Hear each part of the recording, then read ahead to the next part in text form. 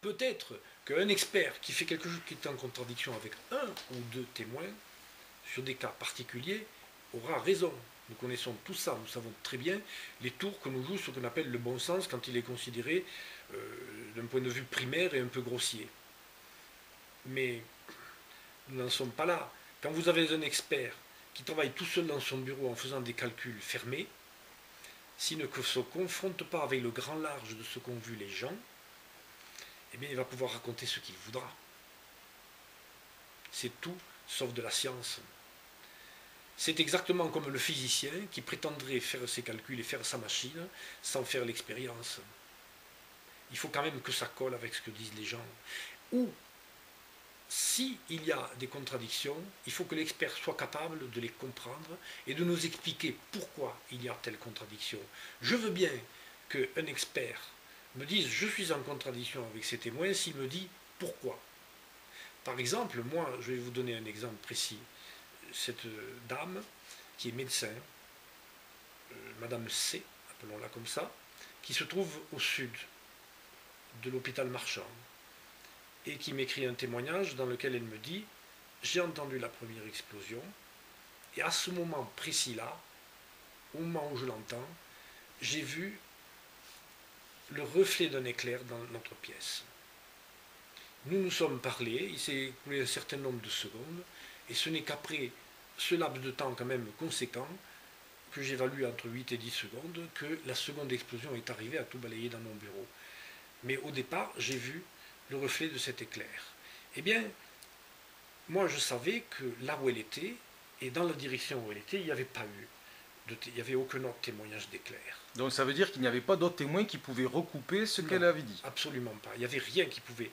Donc, un expert qui se serait contenté de dire bon, cette dame-là déraille, au fond, c'est ce qu'on nous dit. On nous le dit en termes fleuris, mais on nous le dit. Oui. On nous le dit, carrément.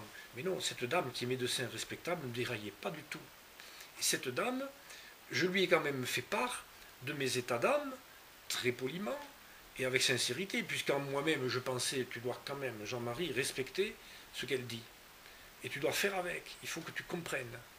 Mais je lui ai dit, vous savez, je suis très ennuyé, parce que là où vous y étiez, je n'ai pas d'autre preuve que vous qui aurait eu des lumières et des éclairs. Je sais qu'il y en a eu au nord. Je sais qu'il y en a eu au nord de l'usine AZF et qu'il y en a eu de très gros. Et c'est là qu'il y a eu les lumières. Et vous, vous êtes tourné vers le sud, et en plus vous êtes au sud de l'hôpital Marchand, vous êtes loin. Voyez.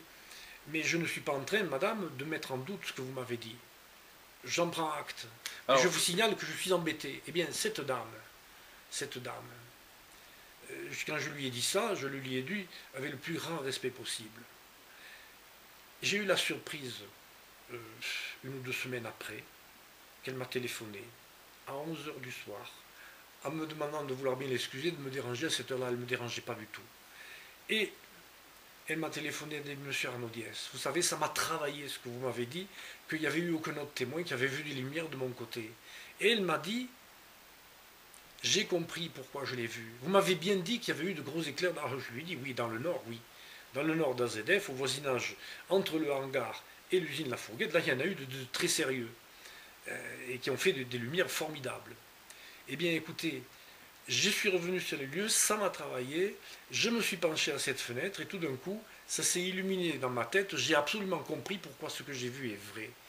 Il y a en contrebas et sur la gauche une immense véranda dont tout un tas de panneaux sont dirigés vers le nord et où il n'y a pratiquement pas d'obstacle à des rayons lumineux depuis le nord, depuis le pont de l'Anglade. Et j'ai compris, mais d'après ce que vous m'avez dit, j'ai compris que là, ce que j'ai vu était le reflet de ces fameux éclairs dont vous dites qu'ils ont été dans le nord et que d'ailleurs beaucoup d'autres témoins de l'hôpital Marchand ont vu, même si on ne leur a pas permis de le dire, puisque personne n'est venu enquêter chez nous. Alors, vous avez vu des témoins. Si je vous pose la question, combien en avez-vous vu? Vous avez là un exemple, n'est-ce pas, pour répondre à la question de tout à l'heure, quand un expert s'aperçoit d'une discordance entre le résultat de ces cogitations et certains témoignages, avant de rejeter ces témoignages, il a le devoir de chercher à comprendre comment ça peut se faire qu'il a une contradiction, et s'il cherche à le comprendre, et s'il fait suffisamment d'efforts, il s'apercevra qu'il n'y a pas de contradiction, et qu'il y avait des petits détails qui lui ont échappé. De même qu'à cette madame, j'ai failli dire le nom, eh bien, on a compris pourquoi elle avait vu cette lumière. D'accord. Et des témoins alors, vous en avez vu combien? En plus de ça. Plus de 100. Eh bien, écoutez, je voudrais terminer par une note optimiste, et quoi qu'il en soit, d'abord, je voudrais remercier du fond du cœur tous les témoins qui m'ont fait confiance. Et je voudrais leur dire ceci, que ce soit à court, à moyen ou à long terme, la science ne perdra pas. Et la vérité ne perdra pas, non plus. Vous avez eu du courage, vous n'en serez peut-être pas récompensé tout de suite, mais vous avez bien agi. Et moi aussi, j'ai bien agi. J'ai bien agi, et je peux vous jurer que je ne vous ai pas trompé. Je ne vous ai pas trompé, et quoi qu'il advienne de ce procès, eh bien, vous avez été courageux, vous avez été formidable, et vous m'avez fait vivre une expérience inoubliable. Professeur Arnaud Diès, merci.